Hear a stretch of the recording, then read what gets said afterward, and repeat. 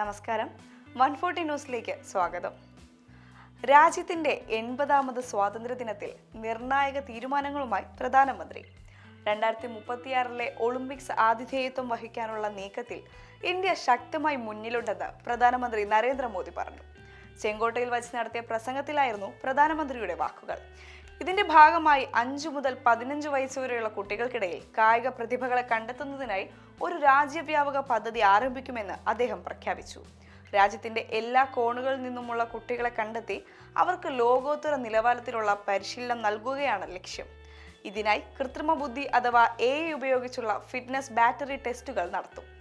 കായികക്ഷമത, കരുത്ത്, വേഗത, വഴക്കം എന്നിവ അളക്കുന്നതിലൂടെ കുട്ടികളിലെ ഒളിഞ്ഞിരിക്കുന്ന കായിക വാസനകൾ കണ്ടെത്താൻ സാധിക്കുമെന്നും പ്രധാനമന്ത്രി പറഞ്ഞു. മത്സര പരീക്ഷകൾക്ക് തയ്യാറെടുക്കുന്ന വിദ്യാർത്ഥികൾക്കായി രാജ്യവ്യാപകമായി സൗജന്യ ഓൺലൈൻ പരിശീലന സൗകര്യം ഏർപ്പെടുത്തുമെന്ന് പ്രധാനമന്ത്രി നരേന്ദ്രമോദി. സ്വകാര്യ കോച്ചിംഗ് സെന്ററുകളിലെ ഉയർന്ന ഫീസ് ഇടത്തരക്കാർക്കും പാവങ്ങൾക്കും വലിയ സാമ്പത്തിക ബാധ്യതയായി മാറിയ സാഹചര്യത്തിലാണ് ഈ തീരുമാനം. പരീക്ഷാ ക്രമക്കേടുകൾക്കെതിരെയുള്ള വിദ്യാർത്ഥി പ്രതിഷേധങ്ങളുടെയും പരീക്ഷാ സമ്മർദ്ദങ്ങളുടെയും പശ്ചാത്തലത്തിലാണ് പ്രഖ്യാപനമെന്നും ശ്രദ്ധേയമാണ്.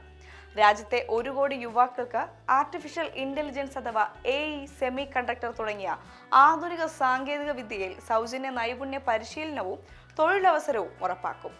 ഒളിമ്പിക്സ് ഉൾപ്പെടെയുള്ള ആഗോള കായിക വേദികളിൽ ഇന്ത്യൻ യുവാക്കൾക്ക് കൂടുതൽ തിളങ്ങാൻ ആവശ്യമായ പിന്തുണയും അടിസ്ഥാന സൗകര്യങ്ങളും സർക്കാർ ഒരുക്കുമെന്നും അദ്ദേഹം വ്യക്തമാക്കി. യുവജനങ്ങളിൽ നിന്ന് തനിക്കൊരു സഹായം വേണമെന്നും മോദി പ്രസംഗത്തിൽ അഭ്യർത്ഥിച്ചു. രാജ്യത്തെ സെൻസസ് നടപടികൾ നിരീക്ഷിക്കുകയും അതിനുവേണ്ട വിവരങ്ങൾ പൂരിപ്പിച്ചു നൽകാൻ മാതാപിതാക്കളെ സഹായിക്കണമെന്നും അദ്ദേഹം അഭ്യർത്ഥിച്ചു. AI മേഖല യുവാക്കൾ നയിക്കട്ടെ. ഇന്ത്യയെ ആഗോള ഇന്നോവേഷൻ ഹബ്ബാക്കി മാറ്റണം. ഇത് ഡേറ്റാ സെന്ററുകളുടെയും റോബോട്ടിക്സിന്റെയും മറ്റും നൂതന സാങ്കേതിക വിദ്യകളുടെ കാലമാണ്. അതുകൊണ്ട് തന്നെ സാങ്കേതിക വിദ്യകളുടെ എല്ലാം പ്രധാന ഹബ്ബായി ഇന്ത്യ മാറേണ്ടതുണ്ടെന്നും മോദി പറഞ്ഞു.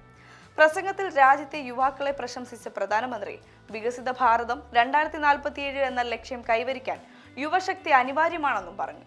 യുവാക്കൾ വലിയ സ്വപ്നങ്ങൾ വെച്ചു പുലർത്തണമെന്നും 2047 ഇന്ത്യയെ വികസിത രാഷ്ട്രമാക്കി മാറ്റാനുള്ള ദൗത്യം രാജ്യത്തെ 140 കോടി ജനങ്ങൾക്കൊപ്പം യുവാക്കളുടെ തോളിലുമാണെന്ന് അദ്ദേഹം പറഞ്ഞു.